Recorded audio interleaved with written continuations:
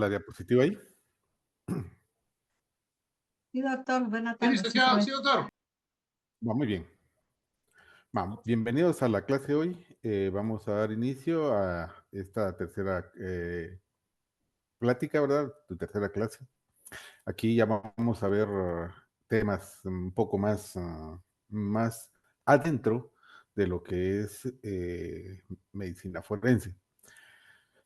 Paciente que ustedes están viendo en la imagen, herida por arma de fuego, orificio de entrada en la parte media del tórax.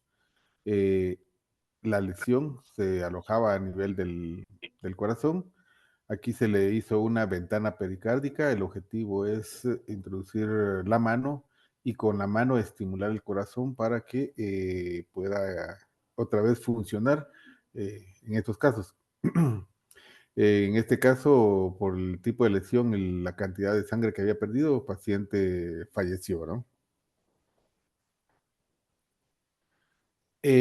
Vamos a hablar qué son las contusiones. Y en este caso, vamos a decir que la contusión es un trauma mecánico donde una acción violenta, como la habíamos dicho anteriormente, ¿verdad? Que tiene una energía cinética, va a golpear el cuerpo humano.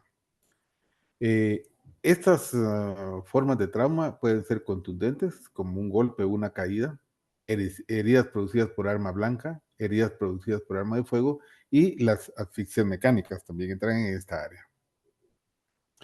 El modo de acción de los efectos de un agente traumático van a ser las características estructurales propias de un objetivo, la intensidad de acción, ¿verdad? Como la fuerza que lleva la acción y la reacción local y general de un organismo afectado. El trauma contundente va a formar parte de un trauma mecánico. Cuando hablamos de contundente es porque es un golpe seco, directo al área de golpe. En este golpe, con objetos contundentes, pueden ser objetos naturales, improvisados o preparados. Traumas que van a ser con un choque, un impacto contra una superficie. Por ejemplo, alguien que va manejando bicicleta sale en forma de proyectil y va a golpear contra la banqueta o la pared. Caída en el mismo plano corporal cuando andamos caminando y en una de esas nos resbalamos, caemos y nos golpeamos. O precipitación de gran altura, alguien que está trabajando en andamios, albañiles, ayudantes de albañil, personas que van en un segundo o tercer nivel, no miran que no hay baranda y caen de alturas o saltan de grandes alturas, ¿verdad? De un puente con la intención de un suicidio. Clasificación de los objetos contundentes, así como se clasifica el golpe, también los objetos también son objetivos de clasificación. Vamos a hablar de los objetos contundentes, que es superficie pequeña y forma geométrica, como un martillo, por ejemplo. Objetos contundentes de superficie grande e irregular, como un ladrillo. Y cuerpos contundentes de forma y de tamaño variable, que son improvisados. Las características morfológicas de las lesiones resultantes del trauma contundente van a ser de diversas formas. La naturaleza del objeto utilizado, la región corporal afectada. Esto va a depender de la dirección, velocidad, intensidad y forma del impacto. Ya puede ser contundente de las lesiones que van a resultar de una acción compleja. La caída en desplome de una persona sobre sí mismo en un plano de sustentación, por ejemplo, la variedad y gravedad de las lesiones que van a estar presentes en factores físicos, estáticos y dinámicos. Estas pueden intervenir durante las caídas o en funciones donde puedan haber las siguientes variantes. Caída simple, por ejemplo, caída complicada, caída de varios tiempos, caída en movimiento. Estas son más frecuentes las escoriaciones y lesiones en puntos de apoyo. Por ejemplo, las manos, las rodillas, los codos, van a ser las áreas que más van a estar afectadas. Especialmente las extremidades, como se les mencioné anteriormente. Otro factor que afecta es la edad y la constitución física de la persona. Pueden haber fracturas también. Aquí tenemos un ejemplo de una caída de impacto que el principal golpe lo llevó en la cabeza. Ocurre un levantamiento del cuero cabelludo. A eso se le llama scalp, el levantamiento del cuero cabelludo.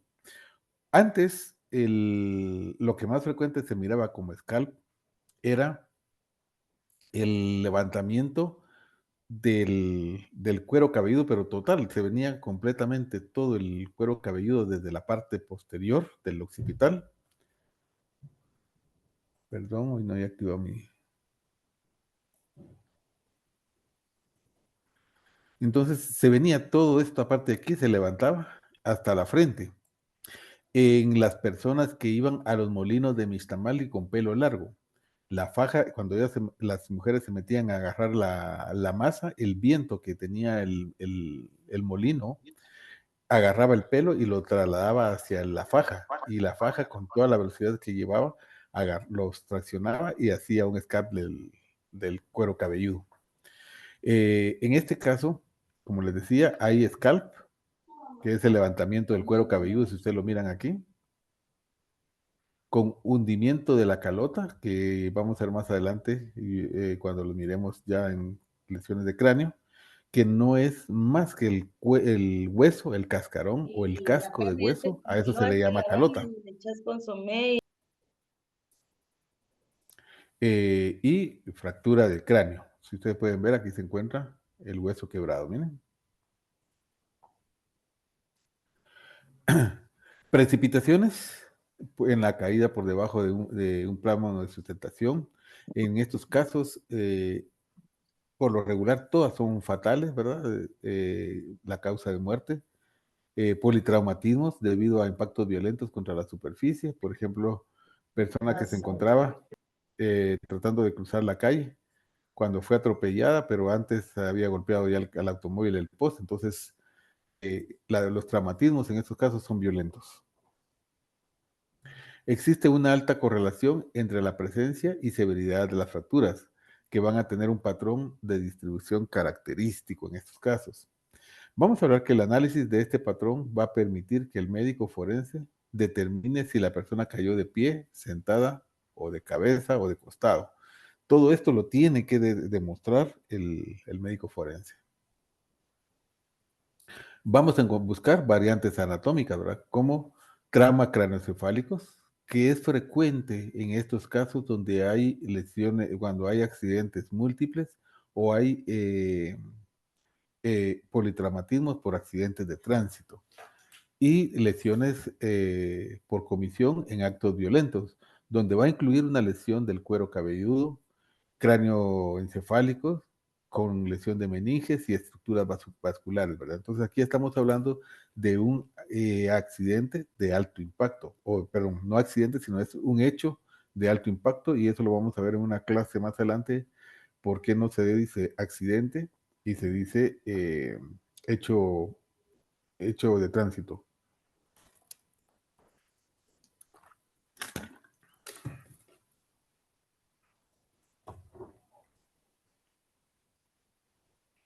Vamos a hablar de las contusiones y nos ponemos a pensar un momento, ¿verdad? Cómo en esta área tenemos nosotros todas las estructuras del pensamiento, visión, movimiento y distribución. ¿Qué tenemos que cuidarlas? Dentro de estas heridas del cuero cabelludo, vamos a tener que es una estructura anatómica, pero es rica en vascularidad. Cuando digo rica en vascularidad es porque está llena de vasos sanguíneos, arteriales y venosos. Esto nos da el cráneo, perdón, la cabeza en forma como que fuera una telaraña de arterias y venas bien estructurados. Por eso que cuando nos hacemos una herida, por muy pequeña en la cabeza, esa sangra bastante. Está formada por el cabello, por una membrana fibrosa llamada galea, que es la que sirve para cubrir el periósteo con, con el cráneo. Pero al mismo tiempo, esa como jalea que se está ahí, que se llama galea, Sirve para que el cuero cabelludo se pegue al cráneo y no se despegue del, del hueso.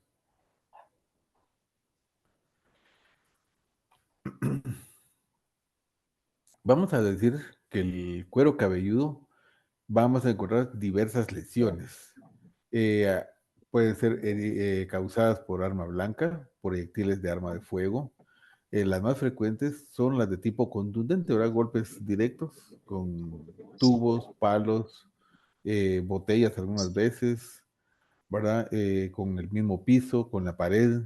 Hay diferentes eh, tipos de lesiones que se pueden dar en el cuero cabelludo, pero vamos a definirlas, que algunas son irregulares, otras van a tener el patrón definido. Cuando digo irregulares es porque se estalla la herida, patrón definido es porque es lineal y los bordes son rectos, con halos escoriativos, ¿verdad? Como raspones. Vamos a encontrar áreas equimóticas y también puentes dérmicos. También pueden haber las fracturas de cráneo. Pese a que el cráneo es un elemento anatómico duro, puede resistir a traumas menores sin quebrarse. Por ejemplo, en niños, la resistencia ósea aumenta más que en los mismos adultos. Ah, en estos casos, cuando es golpeado el cráneo en forma persistente en un cierto lugar, puede llegar al límite y pues sobrepasarlo y ocasionar una fractura. O simple y sencillamente el golpe fue tan fuerte que puede ocasionar alguna lesión. Ahora bien, nosotros podemos tomar y darnos cuenta de que el hueso del cráneo es diferente a las demás partes del cuerpo, porque el cráneo tiene dos capas y una que es esponjosa en medio, o sea, tiene tres capas que le sirve de amortiguador y que le va a ayudar. El mecanismo principalmente de este tipo de lesiones puede ir por flexión del cuello y por estallido, ¿no? La clasificación de estas fracturas de la calota y fracturas de la base del cráneo, vamos a hablar que las características son lineales, casi el 80% de las fracturas a nivel del cráneo. Y el otro porcentaje lo vamos a tener con fracturas por hundimiento, es cuando se hunde el hueso completamente y muchas veces hay necesidad de hacer un levantamiento de ese hueso o retirarlo y colocar una prótesis de tamaño de lo que se retira. Pueden ser simples o cerradas, ¿verdad? O sea, cerradas o abiertas, expuestas en este caso. Vamos a hablar entonces a ver lo que es el cráneo.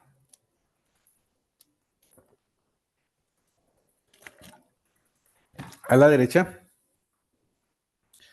vamos a ver lo que es la parte de la base del cráneo, que va a corresponder a esta área, ¿bien?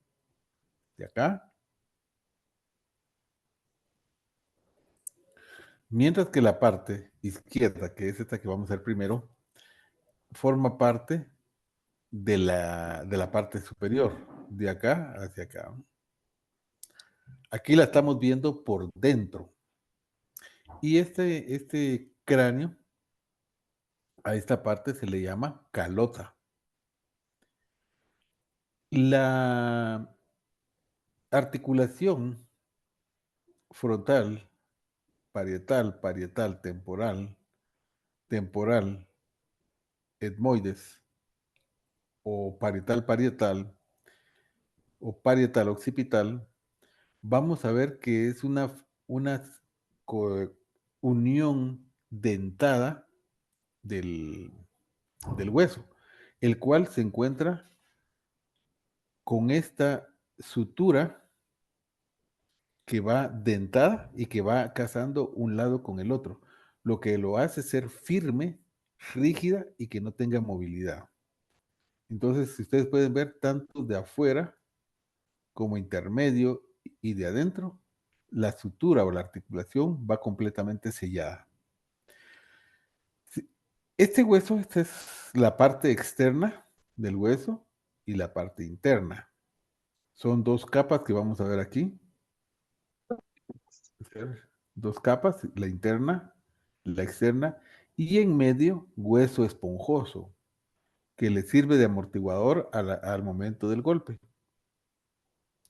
Pero si ustedes miran todos estos agujeros que están aquí, todos esos por ahí pasa alguna arteria, alguna vena nutriente, alguna arteria nutriente. Las venas solo sirven para evacuar la sangre, ¿verdad? Llevarla de regreso. Entonces, hablamos de que la parte media del, Bueno, del Javi, cráneo, de la calota, vamos a tener que aquí en la parte posterior una depresión que se llama lambda. La sutura sagital, que corresponde a esta que está aquí, miren, va a ser esta, que va a ser llamada sutura sagital.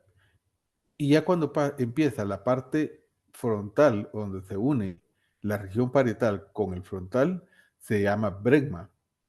El surco del seno sagital superior, lo encontramos acá, vamos a encontrar los senos o el hueso frontal, que es todo esto. Vamos a encontrar el surco de la rama anterior de las arterias, que van a ser estas líneas.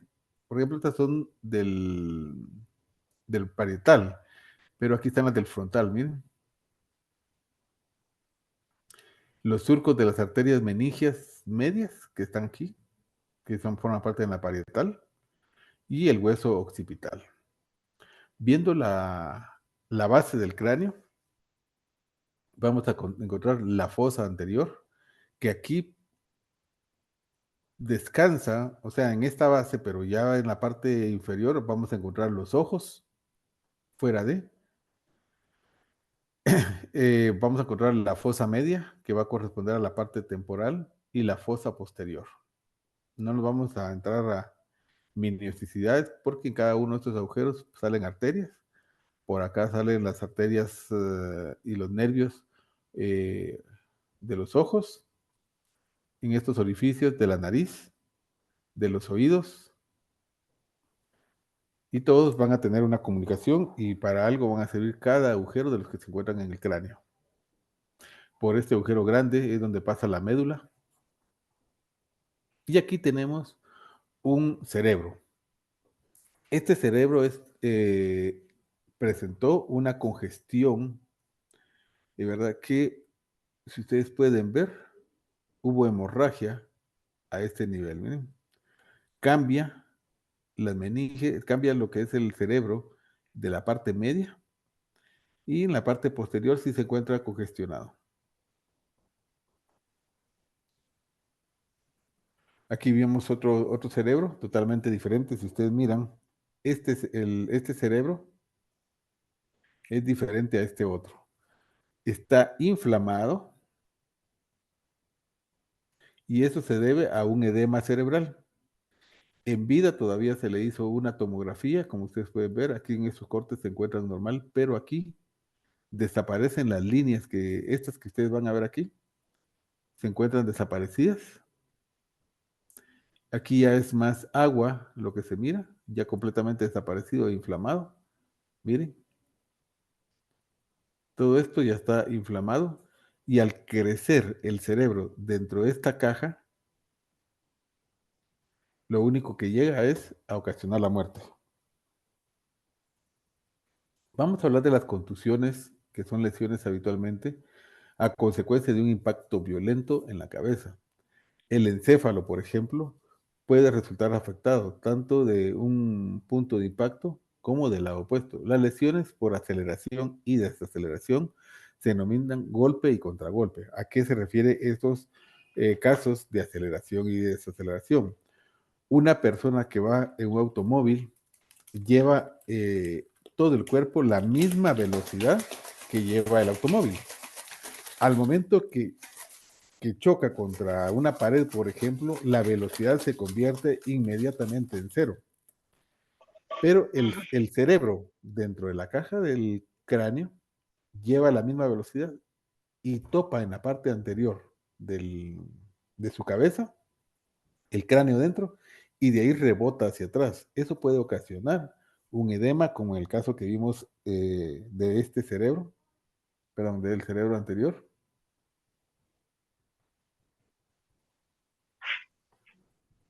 de este cerebro que fue ocasionado por un golpe y contragolpe del, de un accidente de tránsito, o lo que se entiende como aceleración y desaceleración. Para que veamos lo que les acabo de explicar, lleva la misma velocidad, y cuando choca o se golpea contra una pared de la cabeza, este cerebro también sufre con la misma velocidad el golpe dentro del cráneo. Cuando retorna, vuelve a chocar la parte posterior. Y es aquí donde el cerebro empieza a edematizarse, las áreas rojas, y empieza a aumentar de tamaño. Al no tener aumento de tamaño, donde crecer, donde dar de sí el edema, entonces empieza a hacer una hernia aquí a nivel del agujero, donde pasa la médula, y ya la médula no tiene, pierde todos los reflejos de la respiración, reflejos de función del corazón, todos se empiezan a disminuir y el paciente muere.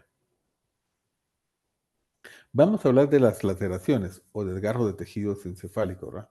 Por lo regular se acompañan de heridas en la cabeza o fracturas del cráneo. Las hemorragias intracraneales traumáticas pueden ser de forma de colección en forma de hematomas que se clasifican de acuerdo a varias situaciones. Por ejemplo, lo habíamos visto ya ayer, a grosso modo, tenemos las meninges, es la membrana que envuelve el cerebro. Vamos a ver, a regresar, permítame. Vamos a regresar un poco.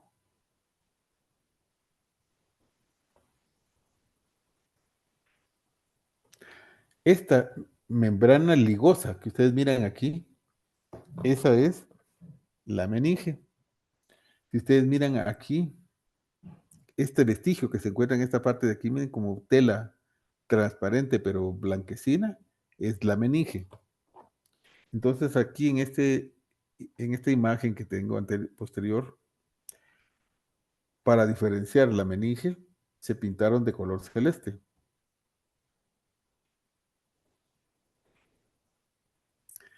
La meninge de color celeste, la tabla ósea y el hematoma epidural. El hematoma epidural se da por arriba de de las meninges. Van acompañadas siempre de fracturas, ¿verdad? Entonces, este hematoma lo que hace es empujar toda la estructura para acá y el cerebro se empieza a comprimir y empieza a perder las funciones la persona. Lo mismo sucede con el hematoma subdural, que este va por debajo de de la meninges, y estas son por lo regular venosas, pero las dos lo que hace es comprimir el cerebro, y lo que hay que realizar inmediato es la descompresión para que el cerebro otra vez vuelva a tomar su función. Otros tipos de hemorragias, por ejemplo, en estos casos, se van a dar por las aneurismas. Esto no tiene que existir en una arteria normal, pero se forman estas apéndices, se rompe una de ellas y por el flujo sanguíneo que sale aquí rápido, se llena de sangre. Si nosotros miramos todo esto, aquí hay tejido inflamatorio, pero acá hay sangre, miren, es sangre libre que nosotros vamos a encontrar. Esto hace que la compresión del cerebro se dé a este nivel y aquí se empieza a bombar y a herniar el cerebro. Esta imagen tiene que ser simétrico en los dos lados. Si ustedes se dan cuenta, en este lado está en esta forma y este está más pequeño. Eso significa que de este lado se está comprimiendo y está ocasionando dificultad. Miren aquí, pequeño, y aquí está grande, y aquí está el hematoma.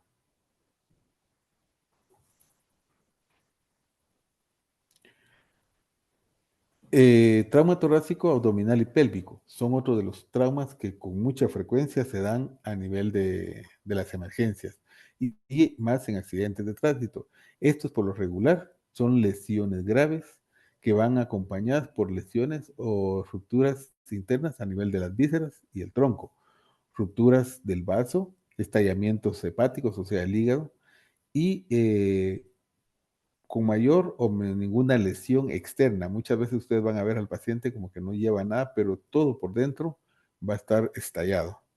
Estos factores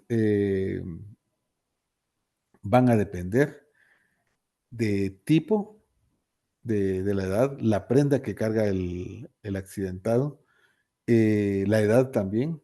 Por lo regular van a estar acompañados de fracturas del esternón o fracturas de las costillas. En estos casos son más frecuentes en los ancianos. El trauma torácico puede ser abierto por herida por arma blanca o herida por arma de fuego, HPAV y HPAF. Estas se asocian a hemotórax o neumotórax. Cuando hablamos hemo, sangre en el tórax, neumo, aire en el tórax. Pero si aire, van a decir ahí, aire siempre hay, ¿verdad? Porque están los pulmones.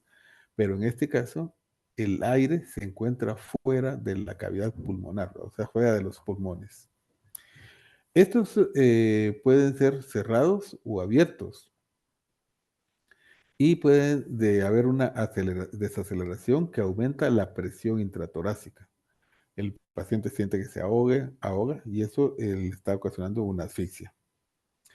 Puede ser contusiones en las costillas, contusiones pulmonares, en la tráquea, en los bronquios, y puede haber una ruptura del diafragma.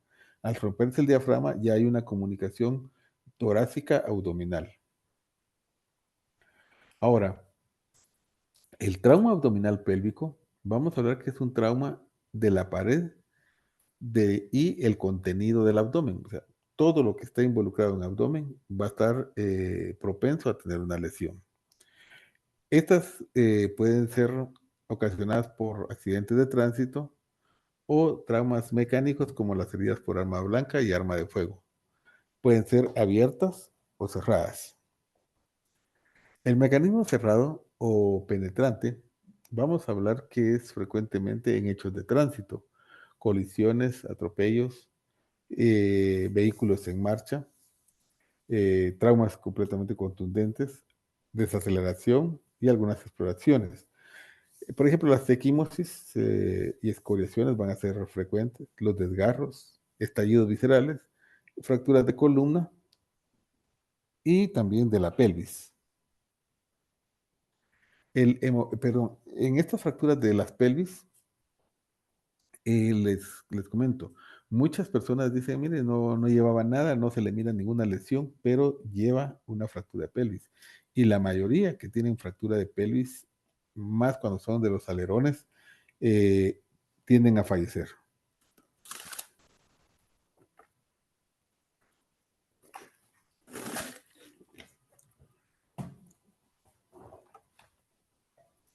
El hemoperitoneo es la lesión asociada más frecuente.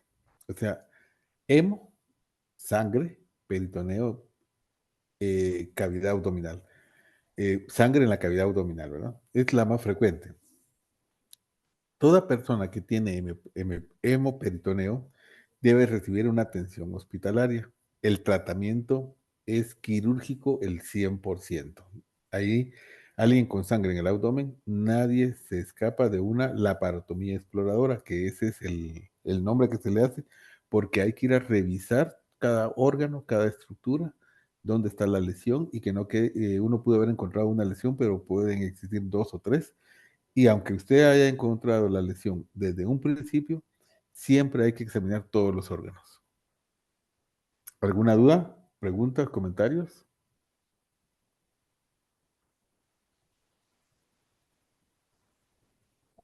¿Vale? ¿Todo bien? Hola, buenas tardes. Buenas tardes. Eh, yo tengo una duda referente a las contusiones. ¿Puede ocasionar aneurisma cerebral vascular una contusión o suele darse solo así por así? Y bueno, mire, pues el aneurisma es un defecto anatómico que ya está previamente formado. La hemorragia puede ser por algo anatómico, ¿verdad? Que no tenga antecedente de golpe. Una hipertensión arterial, ustedes han oído mucha gente que dice, mire, le dio derrame. Pero el derrame es porque son hipertensas, no se controlan la presión, les aumenta la presión y ellos se les rompe una arteria y produce hemorragia. Ese es el caso de eso. Ahora, el caso traumático es totalmente diferente, ¿verdad? En estos casos, el, el trauma no necesariamente y no va a ocasionar un aneurisma. El aneurisma, como le digo, ya está establecido.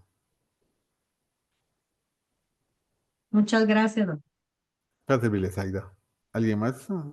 Y yo tengo una duda. Usted mencionaba que en la meninge, en Catherine, fíjese que no le escucho muy bien.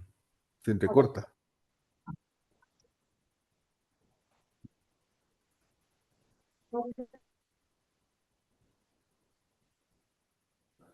¿Sí, Catherine?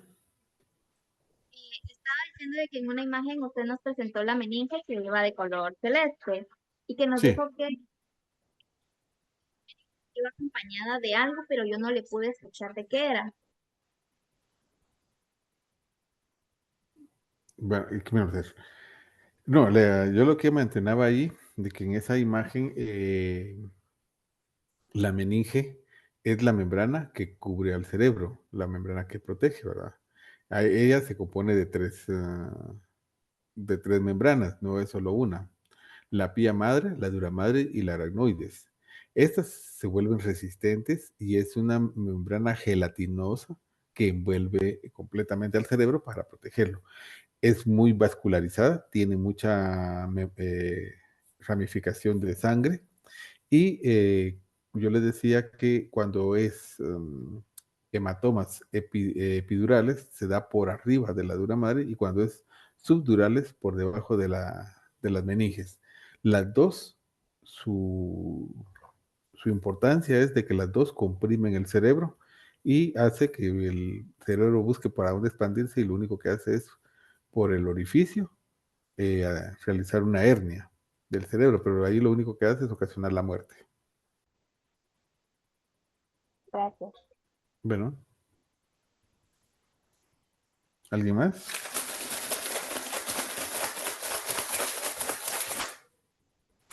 ¿Alguien más que quiera preguntar?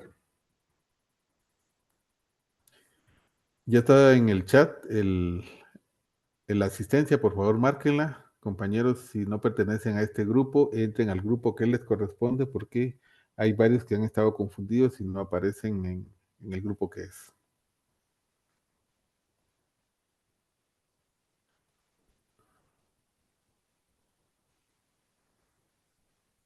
¿Alguien más quiere preguntar?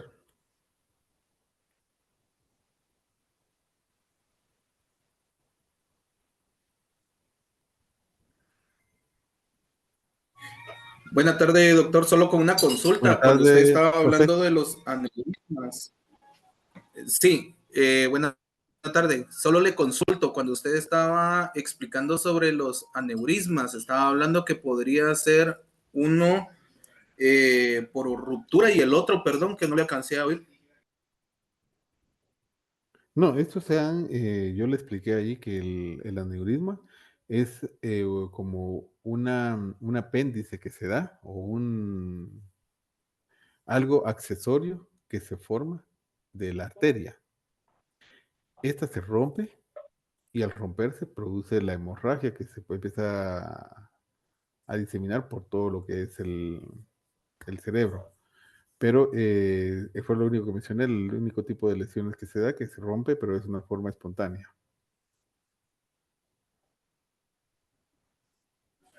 Ok, muchísimas gracias, doctor. Le agradezco bastante. Bueno, va a servirle. Doctor, disculpe, otra consulta. Relacionada siempre con el aneurisma. Cuando este se da, suele quedar después la inflamación en el cerebro, ¿verdad? ¿Tarda mucho en desinflamar el cerebro, doctor?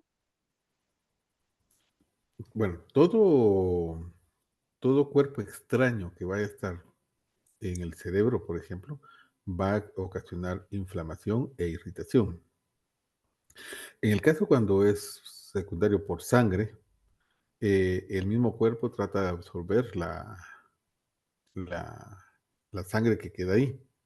o se hacen trepanaciones para que por ahí drene la sangre y con eso ya soluciona el problema. El asunto, y aquí viene la parte importante, que se utilizan medicamentos, pero estos van a evolucionar y van a durar el tiempo de acuerdo a la edad, al tipo de trauma, estado físico de la persona, o sea, nutricional. eh, entonces no hay un tiempo establecido. Ah, ok. Gracias, doctor. Bueno, Saida.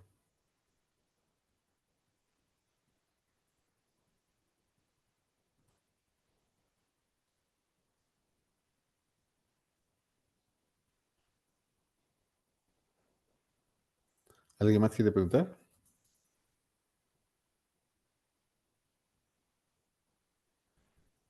Doctor, buenas tardes. Disculpe la pregunta. Buenas tardes, César. Sí. ¿Cómo le hacen para cuando el cerebro tiene hematomas? Para, no sé si la expresión es buena, drenar esa sangre. Sí, se hacen. Nosotros damos una trepanotomía, así se le llama, pero consiste en hacer unos orificios al cerebro, bueno, perdón, al cráneo, y se deja unos agujeros, ¿verdad? Así circulares, y por ahí drena la sangre, Ah, muy bien. descompresionando el cráneo, ya está la solución del paciente y la evolución es buena.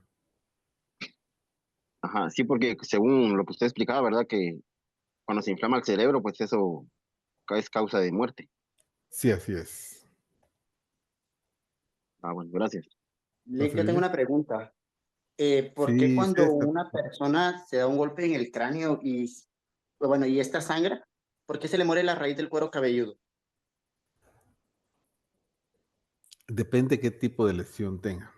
Por ejemplo, si existió un scalp,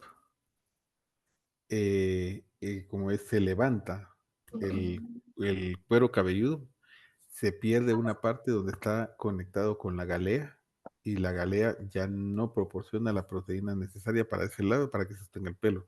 Ahora, la otra es de que la raíz ya no tiene dónde sustentarse y se empieza a caer y 48 ya, más 12. después ya no cae. Mira, 48 más 12 son 60. Ay, qué horrible. Ay, Auri, ¿sabes qué necesito antes de? Compañera, su micrófono.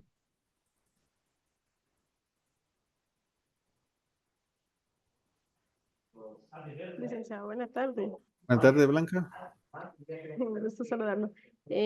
Tengo una duda. Fíjese que en un caso conocido, la persona cuando fue pequeña tuvo un accidente, ¿verdad?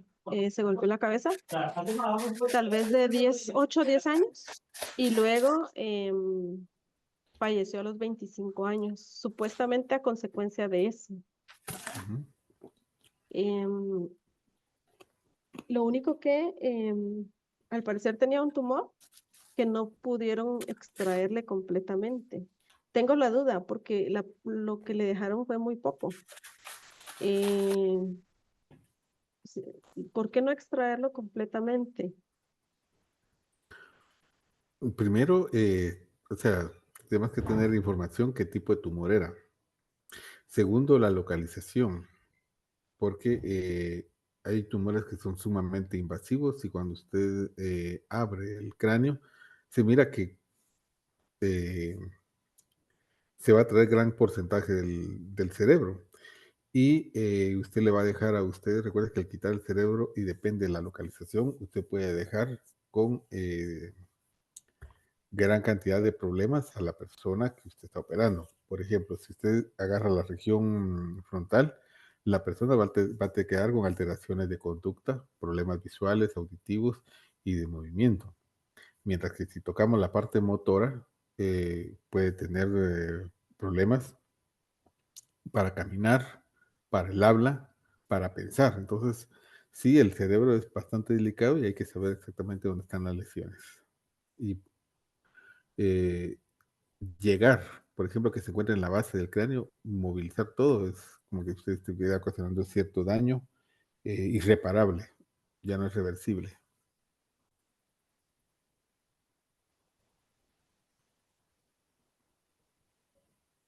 Doctor, Sí, Jeremy. yo tengo una duda. Fíjese que, por ejemplo, cuando hay una riña y digamos que el golpe, la persona cayó y le causó alguna cuestión en el cerebro, como indicaba usted, y fallece de eso, ¿cómo determinan ustedes cuándo es de verdad por el golpe que se le dio o en la caída? ¿Hay alguna manera de determinar esa cuestión o por general ya sea que por la riña sucedió esa parte?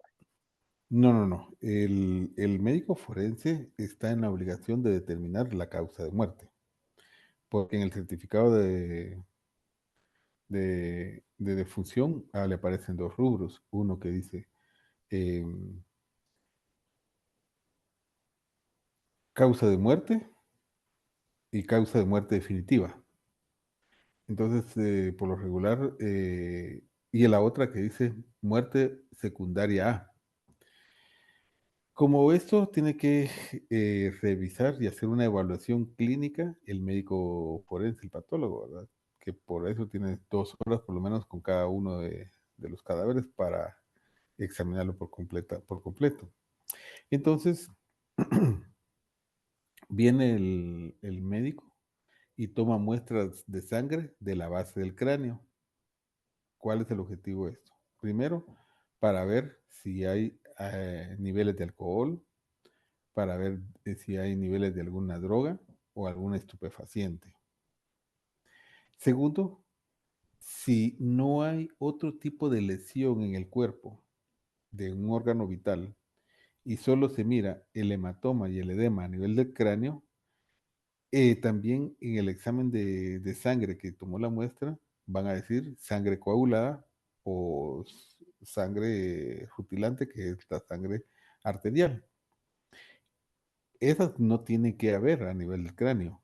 Van a encontrar uno sangre en las arterias o en las venas, pero no va a andar sangre flotando. Entonces, ya con eso usted puede determinar que el paciente murió a consecuencia del golpe. Pero imagínense que hubo una riña y el paciente se desvaneció, pero le encuentran niveles elevados de cocaína. Puede ser de que en el momento que él estaba peleando, sufrió la intoxicación y cayó y ahí murió. Entonces, ahí le puede usted determinar cuál es la causa de muerte. Le agradezco. ¿No? ¿Alguien más?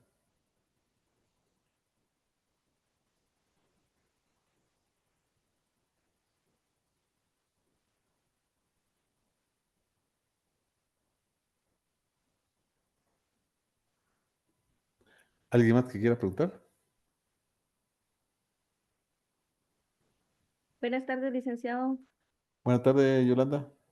Con una pregunta, ¿qué tan cierto es que le dicen a uno que si la familia o alguien ha tenido un tumor, puede ser genética y que la familia podría padecer lo mismo? ¿Es cierto o no? Bueno, hay antecedentes familiares en algunos tipos de tumores, ¿verdad? Tumor no es solo uno que hay, sino existen una gran cantidad, una gran variedad de tumores. Y en este mismo orden, uno puede decir cuáles son los que tienen antecedentes que se pueden dar. Por ejemplo, si alguien tiene un tumor de la mamá, tuvo un tumor de mama, eh, hay probabilidades de que uno o todos los hijos tengan ese riesgo de tener cáncer de mama, ¿verdad? Pero no es que todos lo vayan a desarrollar. Hay patologías que son hereditarias. Gracias, licenciado. Y otra pregunta, ¿es cierto que por los golpes se puede formar un tumor? No, O no, no. no, no, no. Ah, ya. Gracias. Sí pueden dejar algunas secuelas, algo diferente, pero no eso. Sí. Gracias, doctor. Bueno, para servirle, Yolanda.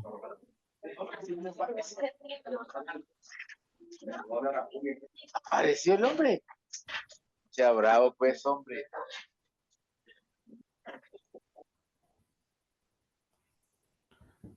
Bueno, ¿alguien más quiere alguna pregunta?